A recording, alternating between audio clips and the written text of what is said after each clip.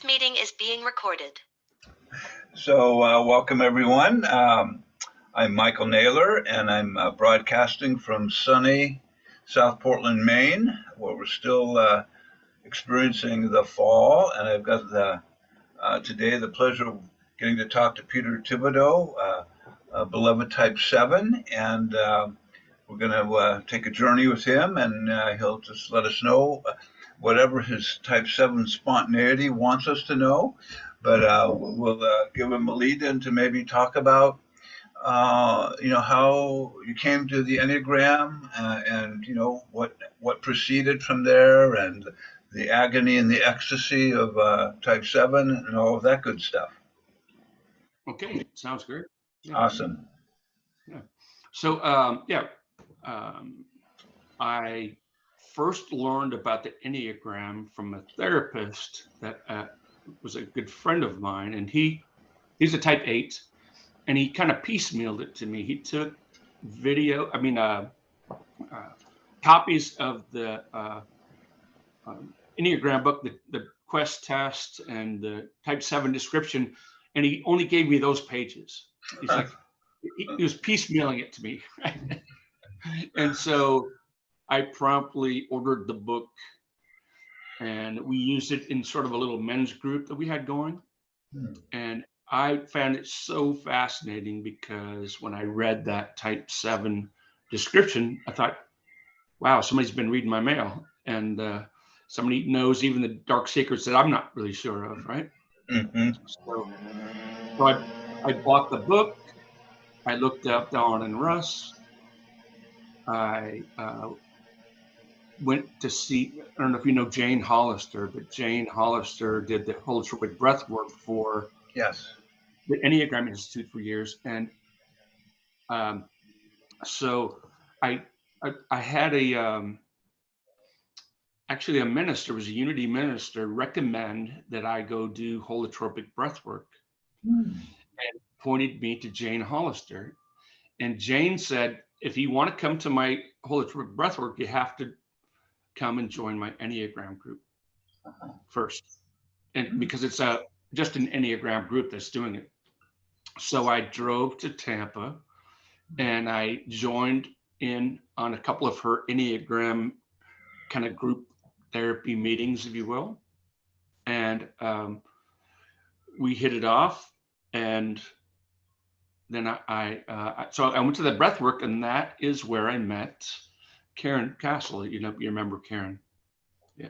So Karen and I have since had a 20-year kind of on-off relationship, back on right now, but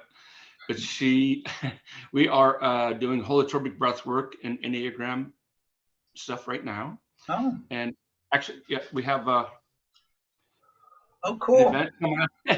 We can Cool. up there a little bit, but it's October 7th and 8th here in Crystal River, Florida, and it's called Awareness Inside and Out. Awesome. And so anyway, that first breathwork session that I did with Jane Hollister, Karen was there assisting. And then Jane retired from the Enneagram Institute, and Karen and I took over. So for about a dozen years, we ran the holotropic breathwork for the Enneagram Institute. Yeah, the part two. Part two, yeah. Yeah. And so I got, for more than a dozen years, I got to hang out with Don and Russ and Andrea Isaacs, and for that week-long process. And so that's the foundation formation of my Enneagram knowledge and experience, and I feel very blessed to have been through that process, and that's where I met you. Yeah, absolutely. At the part two. Yeah, beautiful. So when you think about your evolution after you discovered your interesting patterns that Don so eloquently articulated, which I had the same experience. Like, how does he know this? He doesn't even know me. Right. How would you describe your journey, your unfolding, your lessons learned, or challenges you faced? So it was about the year 2000. I um, I joined the recovery world, Yeah. and that is that the therapist that introduced me to the Enneagram was from that experience. So I also did a bunch of other therapeutic work that um, well, besides with him and some men's group stuff and some other and lots of Enneagram stuff, the landmark education Oh, system. I did that too. Okay, I did the full program, like all the way, right? Yeah, like landmark, the 6 day, the seminars, all that stuff. Yeah. Yeah. Yeah. And so it was a lot of self-discovery about, and I think that's mostly forgiveness work. The landmark stuff is a lot of forgiveness work, and that was super helpful. But yeah, so I I have a kind of interesting family. I have 10 brothers and sisters, and so when I learned about the Enneagram, they were all here for my father's. He was passing at the time, so I asked them all to take the test, and they did, and freely, like just so. The oldest brothers are 3, 4 of us are 7s, a Oh my couple of word. 8s, a Wow. couple of 4s, and a couple of 5s. Wow. So really interesting, so interesting how I think the 7. My mom's a 9. She's still alive, by the way. She lives close by. She's 92, Wow. doing great.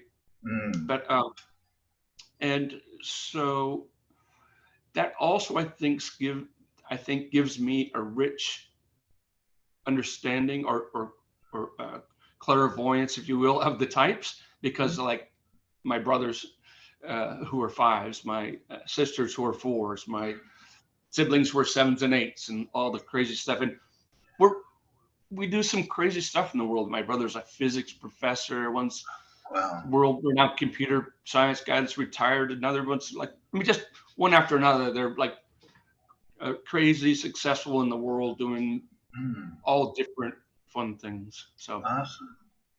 yes, that's really nice. And a little bit more about myself that I discovered is when I type 7 is described as in the figure sector, like right, 5s, 6s, and 7s. Fear is the main basis. The head center. Yeah. I'm like, that's bullshit. I'm not afraid of anything. Like, what the hell am I afraid of? And then I'm like, oh, I'm a 9th degree black belt in Taekwondo. Why did I go study martial arts? Maybe because I'm afraid and I need to protect myself. Right? So it's interesting introspection on why you choose the different things that you do in your life when they're not. I'm just saying, oh, it was just fun. I like kicking and punching. I'm doing having a great time. But really, probably more based in fear than I wanted to admit. Yeah. Well, it does seem like I was involved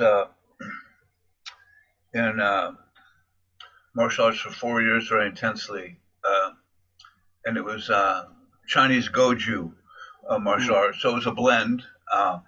But the thing that I really appreciated about it is that it really lowered my fear levels of anything bad happening to me. There's just something about, and it was very Zen focused, and what the teacher says is, really, if you learn this martial arts well, you'll be able to sense danger 4 blocks away and you go in the other direction, right? But there was something about the whole process of the martial arts, the break falls, the strikes, that just created a space of safety in me, and just resonance with my own instincts and intuition, which I loved, which is awesome.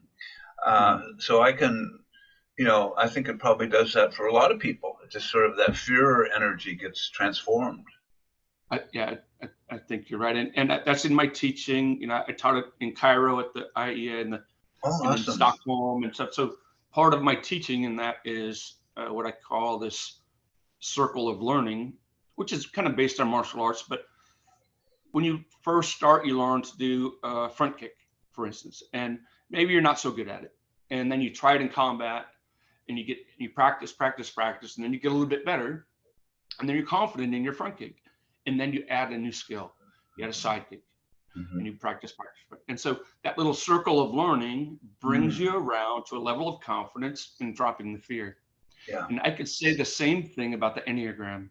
Mm. What fears that we have in our life, we learn about them, we find skills that we develop to condition ourselves to master that. So put a little space between the incident and the reaction. And then once you've got that kind of mastered, then let's take a little deeper. Let's go a little deeper. Let's dig down one more round. And you do that year after year after year, and you find yourself available to be of still heart in the midst of chaos. Yeah. Which is what Zen is which is what Enneagram is. And it becomes the kind of like the, if you know what one thing 100%, all things, that's sort of Taoist philosophy. Yeah.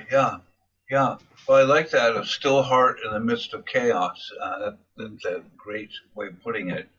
So when you were a younger guy, sometimes we hear stories about sevens being excited by a lot of things at once, and sometimes scattering their energies, but also being, I think, courageous and adventurous. Like, it looks exciting, I'll go do it. And so when you were younger, how did you manage your sevenish energy? Yeah. So I would still say that I still have that. Like, I've traveled all over the world. I've been to every continent. Like, I have a bunch of ex-wives. I've got no lack of stories of adventure. I used to be an underground hard rock miner in Colorado for like my late teenage, early 20 years. And I took the most dangerous job in the mine. It was called a cave miner. And we go down like half a mile underground and blow shit up to get the mountain to cave in on you. And like, I took that most dangerous job because, I thought, wow, that sounds exciting. 18, 19 years old, I want to go play with dynamite and big drills and bombs. Well, as you're, go ahead. And I experienced a lot of dramatic tragedy there. Like several of my partners got killed at the mine. Helped carry them out. Like I've had car accidents where people died, and I like just horrific experiences. But I get back up. I think it's the resilience of the seven. Yes. We'll keep trying. Or, I usually say about a seven is that if you're in the midst of some trauma or some uncomfortable thing, it's not that you look at it and you go, oh, I'm uncomfortable. It's that you just automatically look away towards something easier, better, or next level. It's not, you don't say to yourself, oh, I don't want any of that trouble, or I don't want any of this struggle. It's that automatically you're already gone the other way. Yeah. Sometimes I'm in my chair and I'm up out of my chair and halfway across the door room to the door, and before I've decided what I'm going to do. It's that internal energy of just, we got to go. Yeah, that is very interesting. Yeah, well, so it's, it seems like sevens can pull optimism out of just about any situation. And one of the bad raps I think they've been given, all the types have some kind of bad rap, but there's this idea that somehow they're shallow and not affected by the suffering of others. And I've found type sevens to be very brave in going into places to help people where there's been tragedy, and being the ones on the front lines that just bring hope to people. A lot of I think of them as hope bringers. But what's been your experience as a seven? Okay. So I'll tell you a brief story, and this story is in my book. It's the way of the bold ones. This is one of the chapters. So I was at a Toastmasters meeting giving a speech about how the Haitians could help themselves out of their struggle. It was after the earthquake. And in fact, my Taekwondo instructor, the president of the federation, died in the earthquake. Oh. He was there as a consultant, and he checked into his hotel room like an hour before, and he got killed in that earthquake. So it was a passionate thing for me to see that. So in the audience was this Haitian woman who owned an orphanage there. And after the speech, there was like a couple hundred people in the room. After where she came up to me, and she said, "Look, I have this orphanage there, and I'd like you to come down with me to meet the kids." And so 3 days later, I found myself in Haiti, in the middle of a tin shack, in the middle of a cemetery, next to a voodoo church. And she had housed the kids there. There's about 20 kids. And I spent 3 days with them. And we walked to the beach. We cooked rice and beans. We had, like they stole power from the power lines above. They could charge their phones into computers and stuff. And it was crazy. Yeah. So the day I was ready to leave, she said, "Pete, what do you think about this experience you've had here?" And I had this big Copernican shift. I thought, man, Haiti's too big of an animal. It's going to swallow me up. There's too much devastation here. In my life, I can fix anything, but this I can't fix. And I was overwhelmed. But in that moment, I thought about those kids' perspective, and they're sitting there and they have no opportunity. And like, I could just go back to the US, and I was. And I thought to myself, I gotta help out here. I gotta do something. And so I spent the next 2 years more time in Haiti than at home. Wow. I raised a bunch of money for them. I built an orphanage. I went to school. Awesome. Got a grant to build a school, and but it swallowed me up and spit me out after 2 years. I'd lost my business in the U.S. Everything shut down. Like, I didn't have a vehicle. I had to walk to the airport and phone a friend for a ticket home. That's how I threw it all in, Michael. I threw it all in. Everything. Yeah. And since then I've recovered. I'm back, and I have a construction business. I build custom homes. I have a martial arts school.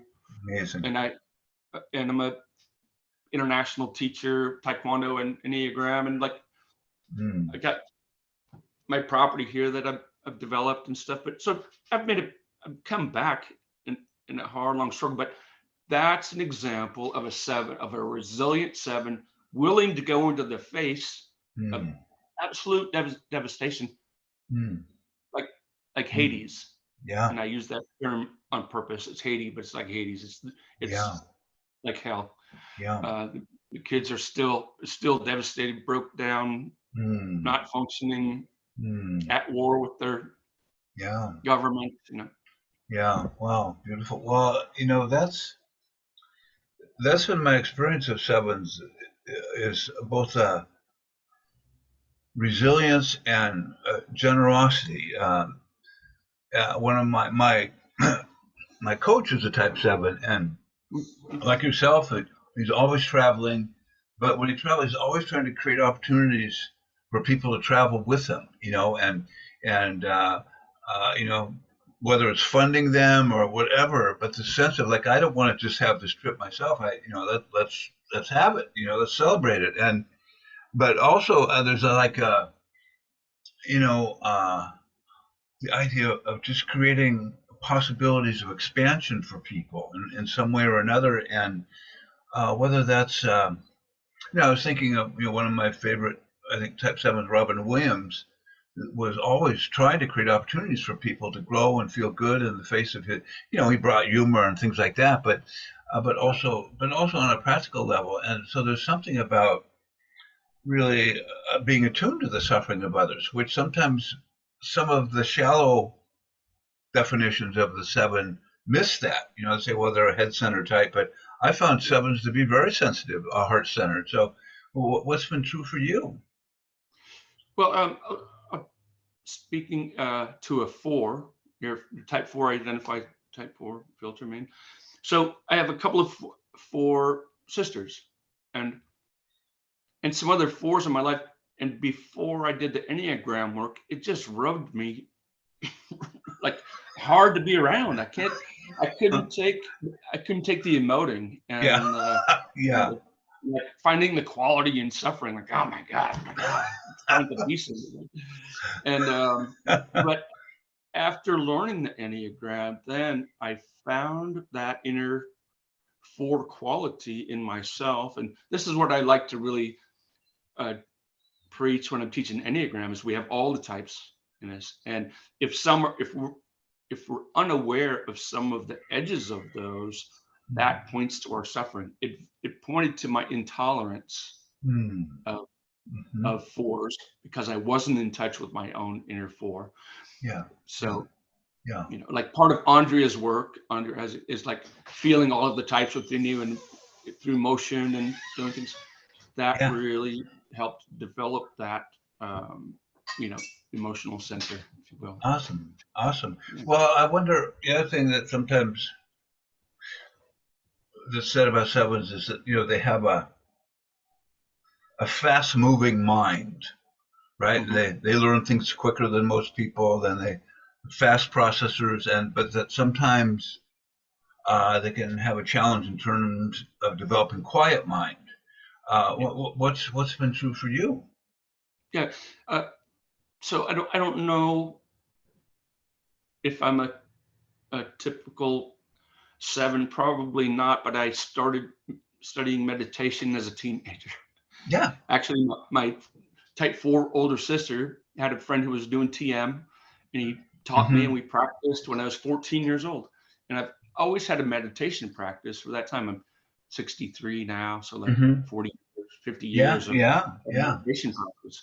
And I think that's super important to find that place of quiet mind. And also, 7s get a bad rap for not finishing anything. Yeah. I'm a 9th degree black belt in Taekwondo. You don't get to that kind of level of a place without having some stick-to-itive, you know, kind of finishing qualities and building homes and doing things but there are things I can let go of.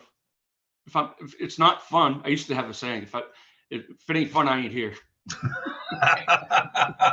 That seems like a true representation of 7s. Yeah. But yet I have the perseverance or the you know, to finish. If I think that it's worthy of my attention, I'll stick around and I'll make it. You know, I'll take it the whole way. Yeah. Learning Enneagram, for instance, or martial arts, or college studies, or, you know, building a house. These are not shallow adventures, right? So well, it's so, and I think it all depends on level of health, but, you know, being able to 7s seem to be able to juggle more than one thing at a time, which you know, they do 3 things well at the same time, or that capacity to kind of, you know, branch out and focus seems like a strong part of them. And I was thinking of, you know, Ram Dass, who I think is a type 7, you know, started meditation. He must have started when he was 5 years old, as far as I know, but he's amazing. And then, of course, was it Tim McLean of the Enneagram Institute, you know, started meditation in 1920. So for you, it sounds like you just had that hunger when you were just a little guy, you know, that curiosity.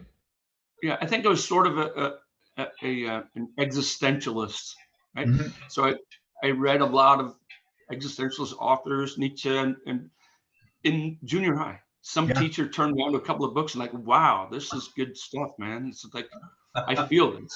Yeah. And maybe not typical for a 7, but it grabbed me. It really grabbed me. Yeah. And then I had a really good friend when I was about 18 years old. He just passed. And he was a double major college graduate from Boulder. And he just fed me book after book after book. And I was just like, it's important to have a good mentor as you're coming along, right? And I've been a mentor for thousands of people as a Taekwondo instructor like that. But if there's anything I could say to people in general, is have a mentor, find a coach. There's coach is like the new term right now for that, but find a good friend that you can lean on and that talks your same language, and stick to it. I love that man for that reason. He has been my best friend for 40 years, and he just passed about a year ago. But I attribute a lot of where I've come because I always had him to lean on in my darkest times and in my best times. Yeah, absolutely. Yeah. Oh, well, that's been my experience too. Thank God for the support that I've had around me. One of my mentors said, Michael, when you acquire more spiritual wisdom, your BS gets better. You can fool people a lot easier. That's why you got to have me in your life, because left to your own devices, you'll fool yourself. So there's a certain truth in that for sure. So, absolutely. So for you, it sounds like you had a lot of experiences where your heart was really touched by grief or sadness, and sounds like you've grown into knowing how to rest with that and feel it. And but sometimes sevens would say that's kind of their last place of work. Like if I feel the sadness too long, I'll stay there for eternity. So I don't want that. But how has your heart unfolded through all of this grief? Yeah. So I had a son that committed suicide about 16 years ago now, and so in that grief period that immediately following, I really felt like the bottom fell out from under me, and I was right down, in the dregs at the bottom, and the only thing left was this fountain, and that's just the best way that I can describe it. But this fountain was of what the true essence of life is, and which is love. And so that's all that was left, and that's all the only I want to say it was the only reason, but it's more like the I don't know. Because that minimizes it too much. I'm going to say it was all there was, and then that's really all that there is. And then when you kind of make that touchstone, then you have to live your life in that way. Like you still have upsets and you still have struggles, but you know that the essence of all that there is love. And that was a powerful, transformative moment, but what was the most important one? But also, other deaths. My father, my brother died in my arms. I have some, car accidents where people died, and whereas I was the guy who was, made the wrong decisions. But it's but that one with my son, that really kind of put it all together. Yeah.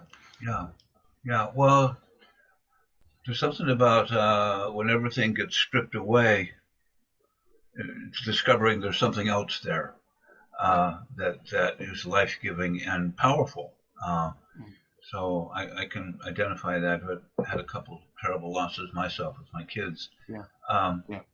So if you were, as you run into youngsters who are type 7s, maybe in your classes, 20-year-olds, teenagers, what sort of wisdom do you have for them? Like what if a younger version of you is coming up, what might you be saying to him?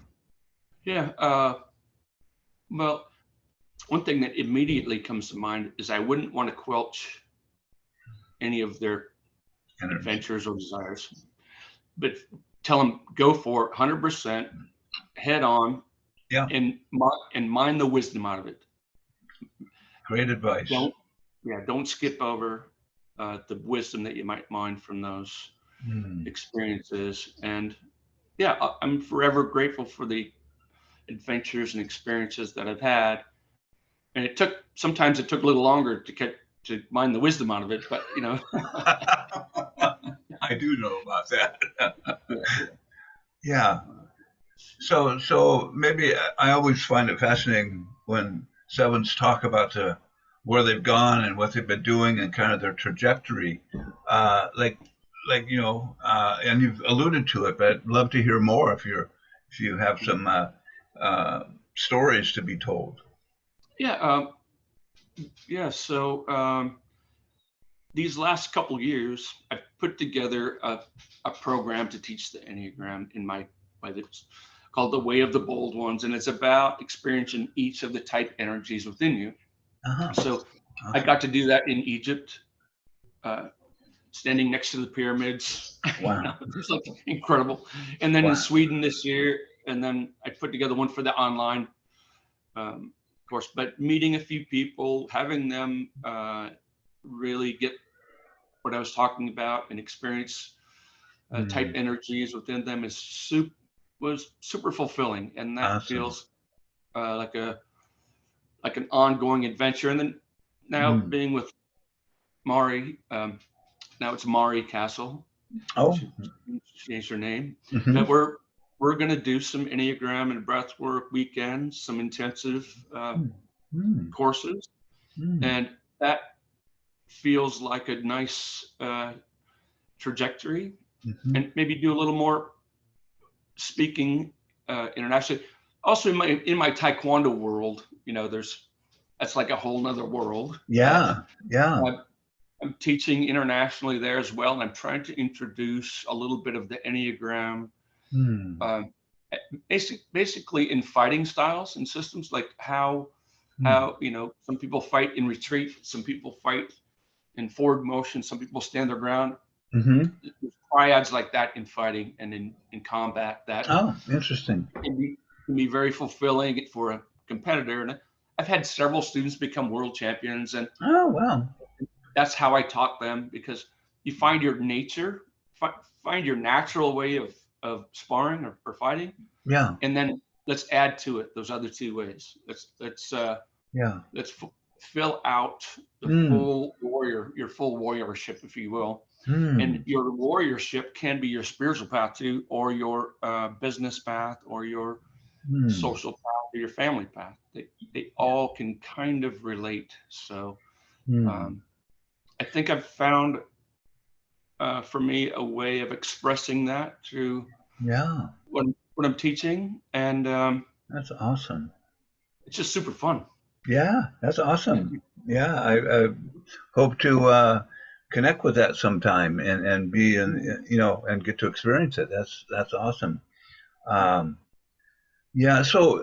So there's this interesting word sometimes that we associate with sevens, but all the types can be caught up in it, which is gluttony, a sense of trying to fill up an empty space with an experience or food or sex or gambling, whatever. And I just wonder, what is that? What's been your relationship to being with that interesting term of gluttony? Yeah. Let me see. Mari's phone's going off. Rich just turned it off. Oh, I thought it might be the ice cream truck or something, but. Let's see. Gluttony. Speaking of gluttony, there's no ice cream truck. What happened? So, yeah, I'm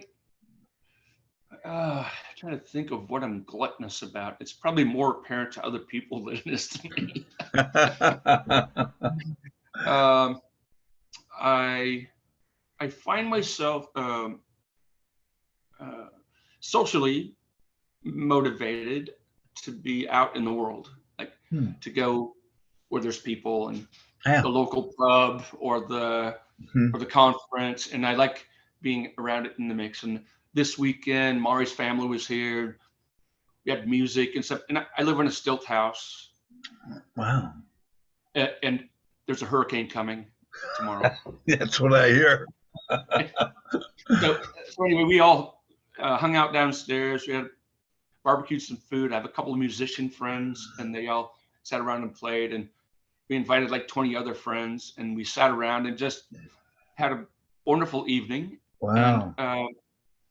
and so I think that's kind of where my gluttony lies. I don't really overeat. I don't really overexercise, but I have a lot of stuff going on. I have a taekwondo school. I'm a building contractor. I have 8 projects. I'm teaching Enneagram.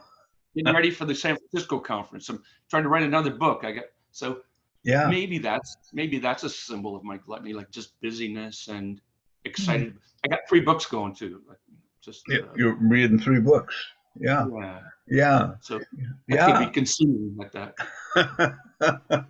Well, the thing I always experience with sevens is they find like there's so many interesting things to explore, and I can't fill it all up in one day, and so. But I wonder for you, what's it like to just in your meditation practice? Do you find you're able to rest and sit and center, or you're doing 5 different meditations at once? I mean, what happens for you? Well, over the years, so a lot of I belonged to a Zen center for a while, and the Zen meditation sitting is really nice. Like did Mm-hmm. the TM for a long time. I was a I practiced Reiki for a while, and they told me, here, do these meditations for 2 weeks. I did them for 9 months. And then the second Reiki 2, they said, here, practice these for another month, and I did them for a year. Like I Yeah. was not in a big hurry to be the Reiki master that you can get in Yeah. 5 or 6 weeks, but I really like sinking into those meditations, and Mm. they kind of take up. I always have a meditative practice, but it's Mm. kind of fun to do the Reiki meditations and then the TM and then to do some Zen. But Yeah. but not every day, not Yeah. 5 of them in a day. Yeah. But I'll sample it for a year, Yeah. Yeah. Awesome. sample it for 5 years, sample Yeah. it for and move Yeah. from one to the next. Yeah. And right now, honestly, where I used to sit for 30 minutes or an hour, I feel more like when I'm at work, slinging the hammer, running my skill saw, watching the sawdust fly off the blade, hearing the Mm. ping of the hammer on the nail. I can be Mm. in a meditative state, in motion, Yeah. also in my martial arts practice. Yeah. I go and do all 24 patterns that I have in the system, and it takes about Mm. an hour, and it's Mm. about 1,000 deep breaths because you breathe deep with every movement. And Wow. that can be a really nice physical, body, mental Mm. meditation that, like, sort of like your chief, let your life be your practice, be the way of the sly man. Like, Yeah. I Yeah. don't have to Go to the be, monastery. I don't Yeah. want to disappear in my mind. I want to be Yeah. present in my mind Yeah. like that. Yeah. Awesome. Awesome.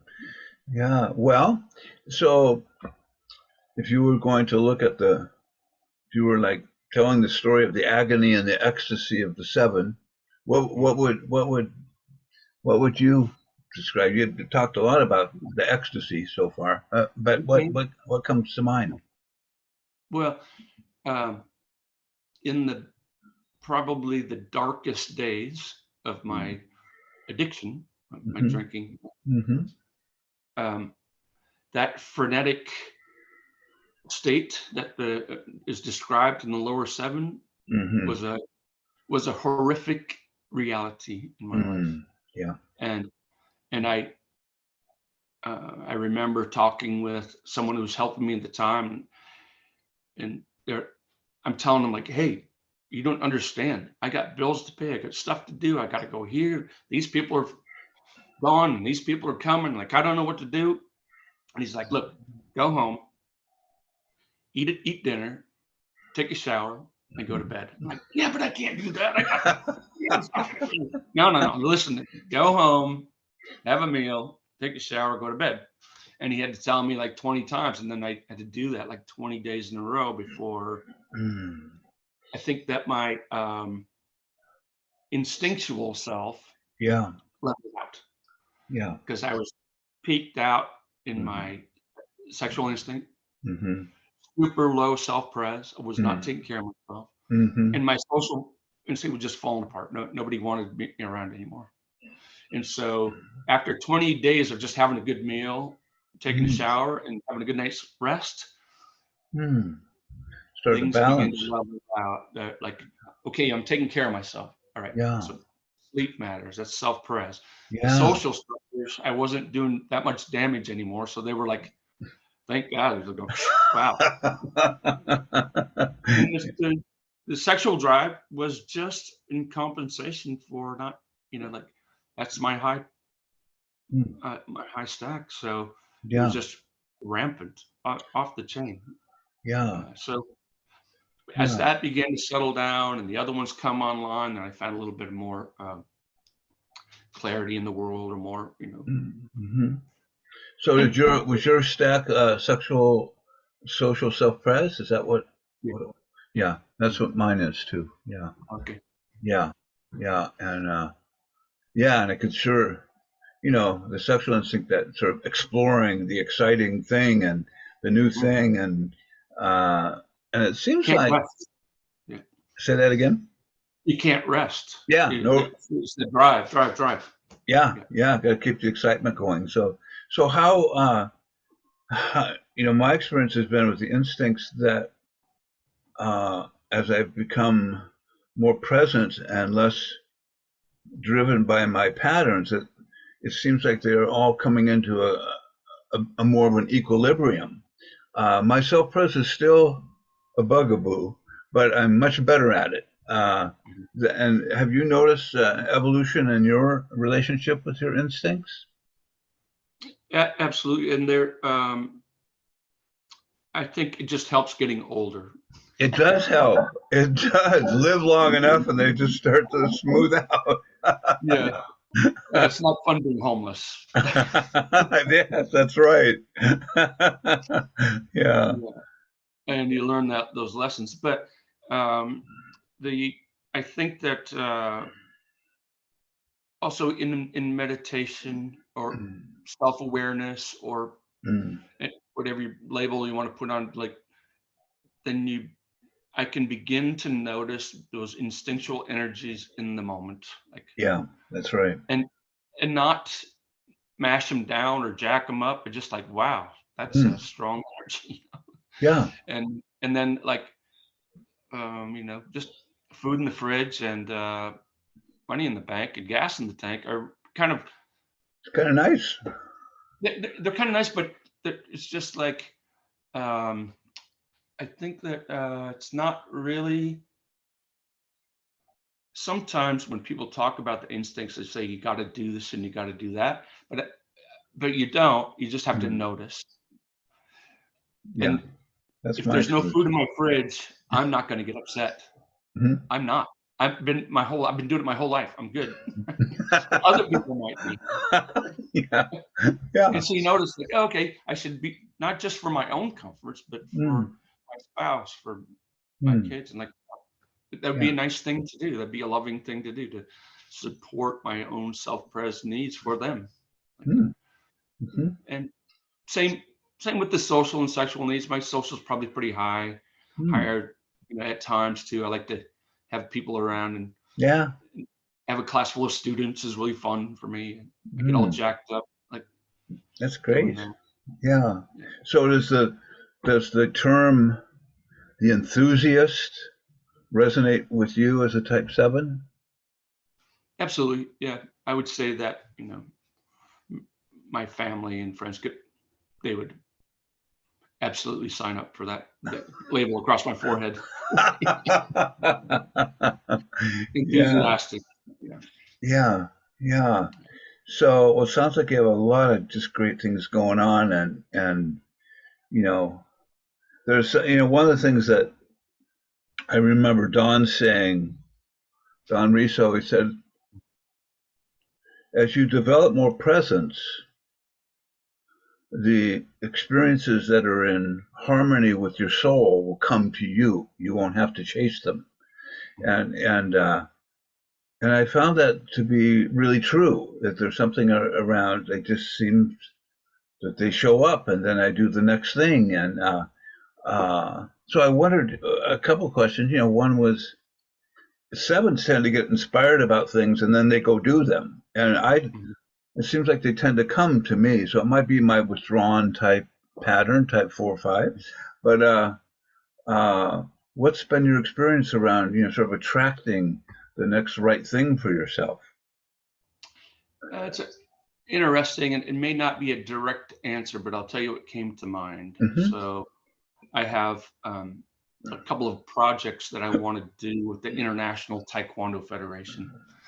I want to teach a seminar called the Do. The Do, Taekwondo, the Hmm. Do means way or the path. Yes. And and so I want to specifically teach something about the philosophy of Taekwondo from my perspective, using the Enneagram and really like, but Mm-hmm. but it I really am having a hard time selling it, Mm-hmm. and especially knowing the Enneagram, I don't want to be like I feel a little negative about being the promoter, like the inauthenticity of the three. I'm promoting, and like it just like so it's hard for me to Mm-hmm. push that agenda or to make that happen. And I would like it to come, but it never comes fast enough for this Oh, yeah. Yeah. you That's, know. yeah.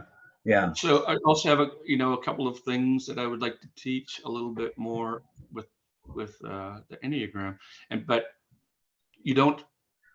Uh, the audiences don't come knocking at your door, right, Hmm. Michael? Yeah. You got to sell and promote all the time, dude. Like it's Yeah. you know. I That's look at hard. Russ, and I talk with Russ quite a bit, and um, like wow, he's the he's the champion. He's the grand master of the Enneagram, right? And still, you got to sell your programs. You got to put it out there. You got to have some new and Yeah. wait for people to Yeah. show up. If you lay down for a year, maybe people aren't going to come and show up. You got to do stuff all the time. And I so, know. That's hard for me too. I always feel uncomfortable doing it, but it's like, mhm, well, I must. Otherwise, they don't know I'm here. right.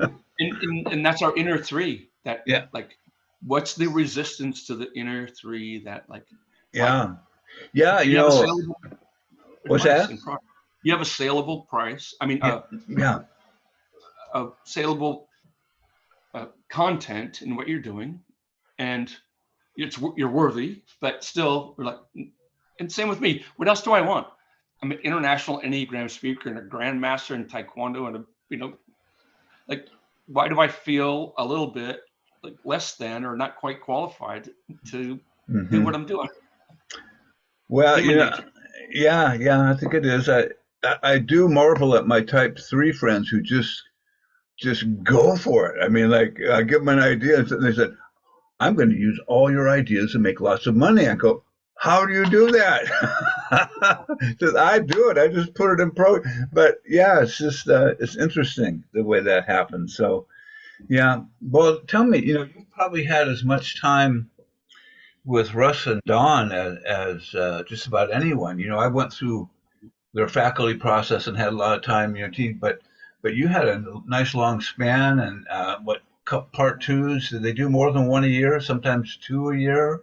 Sometimes, yeah, we skip Yeah, too, but yeah, it's but pretty and good. you'd be there for the whole time for the 6 days Yeah. or Mhm. wow, what a treat that must have been.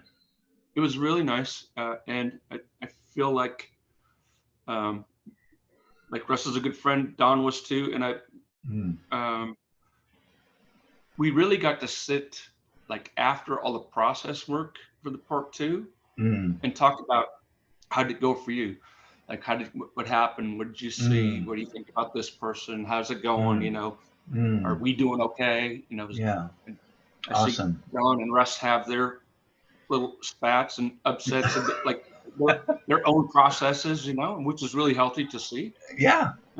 And just their honesty, their ability to be Mm, real, and that's influential.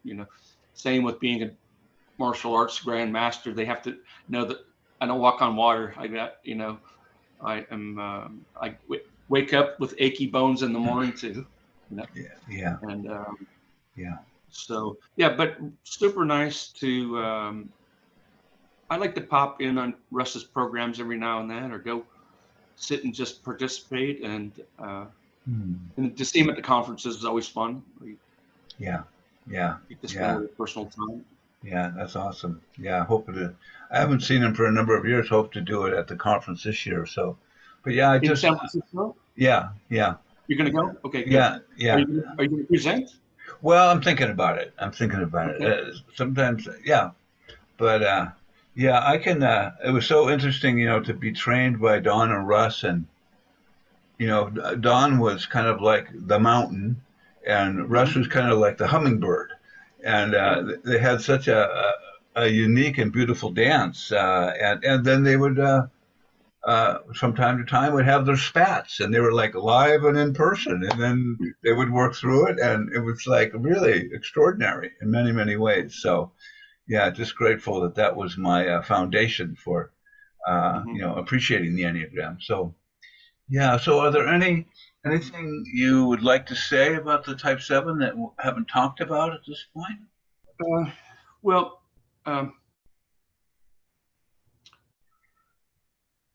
I think maybe just to expound a little bit about people thinking that there's a shallowness about sevens, and that's